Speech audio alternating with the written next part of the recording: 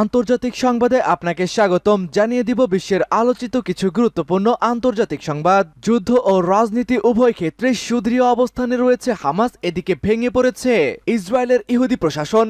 বলা যাচ্ছে হামাস এখনো দীর্ঘ যুদ্ধের জন্য পুরোপুরি প্রস্তুত। এদিকে ইসরায়েলের আভ্যন্তরে যে ঘটনা, তাতে ইসরায়েল কতটুকু টিকে থাকতে পারবে এ বিষয়ে সন্দেহ প্রকাশ করেছে আন্তর্জাতিক বিশ্লেষকেরা। জানিয়ে দিব এবার প্রকাশ্যে এলো বাইডেন এবং আরব মার্কিনীদের বিরোধ। আগামী নির্বাচনে শোচনীয় এক পরাজয় হবে এই বর্তমান মার্কিন প্রেসিডেন্টের। থাকবে মিয়ানমারের জান্তায় বিশ্বের সবথেকে খারাপ সরকার। এদিকে মধ্যপ্রাচ্য একটি বয়লারে পরিণত হয়েছে, যে কোনো সময় হতে পারে বিস্ফোরণ, ইউএস সতর্কবার্তা। জানিয়ে দিব শুধুমাত্র দুর্নীতির কারণেই ভেঙে পড়বে ইউক্রেন, যে কোনো সময় আত্মসমর্পণ করবে জেলেনস্কি সরকার। সর্বশেষ জানিয়ে দিব মধ্যপ্রাচ্যে ইসরায়েলের ভবিষ্যৎ পুরোপুরি অন্ধকার বলছে আন্তর্জাতিক বিশ্লেষকগণ।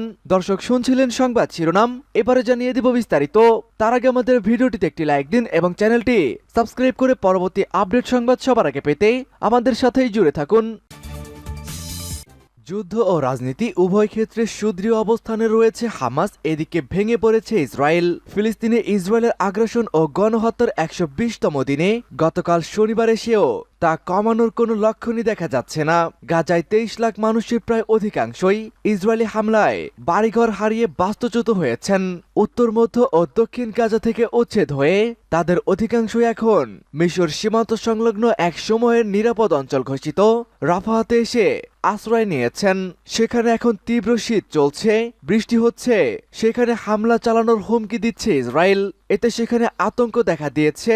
গাজার দখল ও হামাসকে ধ্বংস করার যে লক্ষ্য নিয়ে যুদ্ধ শুরু করেছিল ইসরায়েল, যুদ্ধের ৪ মাস পর্যন্ত তার কোনো অর্জন দেখাতে পারেনি দখলদার দেশটি। উপরন্তু কূটনীতি ও রক্ষণ ক্ষেত্রে উভয় অঙ্গনে ফিলিস্তিনি যোদ্ধারা এখনও তাদের দৃঢ় অবস্থান ধরে রাখতে সক্ষম হয়েছেন।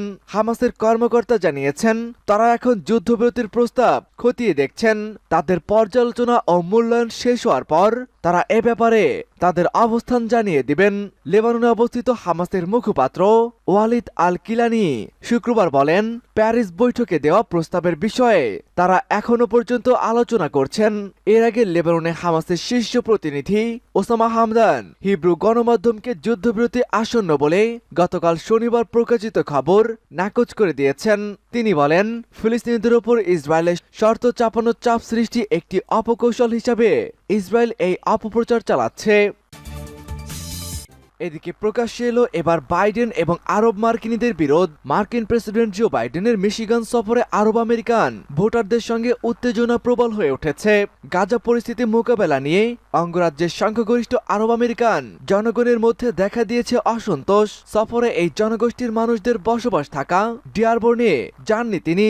এমনকি এই সম্প্রদায়ের কোনো নেতার সঙ্গেও তিনি বৈঠক করেননি। তার সফর সঙ্গী হিসাবে ছিলেন না প্রতিবেশী জেলা ও নির্বাচিত ডেমোক্রেটিক প্রতিনিধি রাশিদা তালেব। মার্কিন সংবাদ মাধ্যম দ্য হিল এই খবর জানিয়েছে।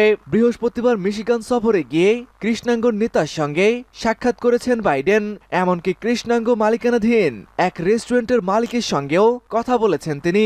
ডেট্রয়েট ইউনাইটেড অটো ওয়ার্কার্স এর হলে তিনি বক্তব্য দিয়েছেন।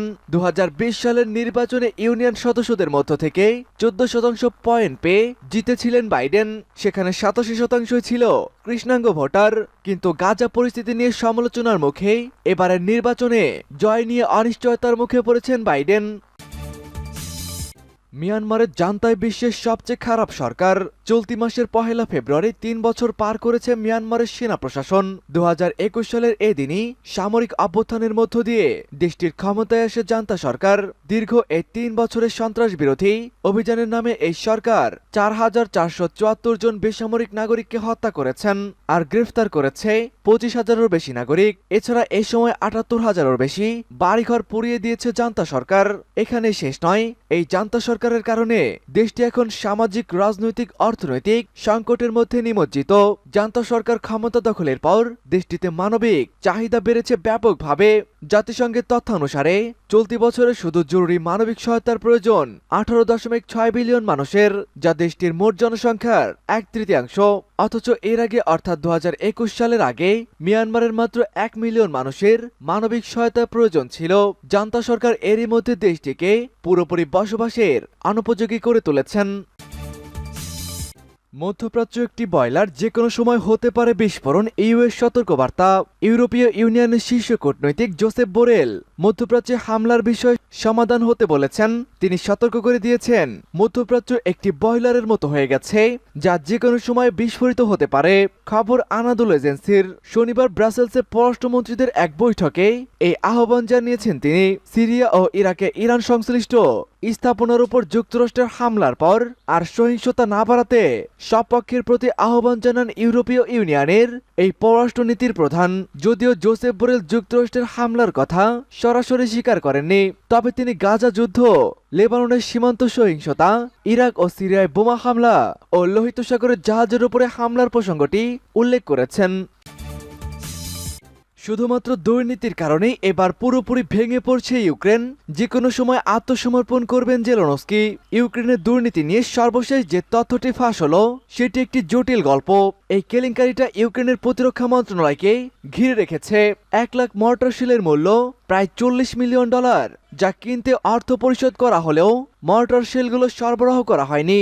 এই কেলেঙ্কারির গল্প যখন সামনে এলো, তখন দুর্নীতি নিয়ে গবেষণা করা আন্তর্জাতিক সংস্থা ট্রান্সপারেন্সি ইন্টারন্যাশনালের দুর্নীতি ধারণা সূচককে ইউক্রেন এ যাবৎকালে সবচেয়ে সেরা স্কোর করেছেন। টিআইএস সূচক ইউক্রেনের এই অগ্রগতি থেকে বোঝা যায়, ঘনিষ্ঠজন সহ দুর্নীতিতে ঘুরিয়ে দেওয়ার জন্য ভলোদিমির জেলেনস্কি যে প্রচেষ্টা নিয়েছেন তার কিছুটা অগ্রগতি ঘটেছে। পক্ষান্তরে মর্টার শেলের কেলেঙ্কারি পরিষ্কার ইঙ্গিত দেয় ইউক্রেনের জ্যেষ্ঠ সামরিক কর্মকর্তাদের ও অস্ত্র সরবরাহকারীদের মধ্যে দুর্নীতি কতটা বিস্তার লাভ করেছে ও কতটা স্বাভাবিক বিষয়ে পরিণত হয়েছে। এই দুর্নীতি এমন এক সময় জেঁকে বসেছে যখন ইউক্রেন বড় ধরনের অস্বস্তির সংকটে রয়েছে।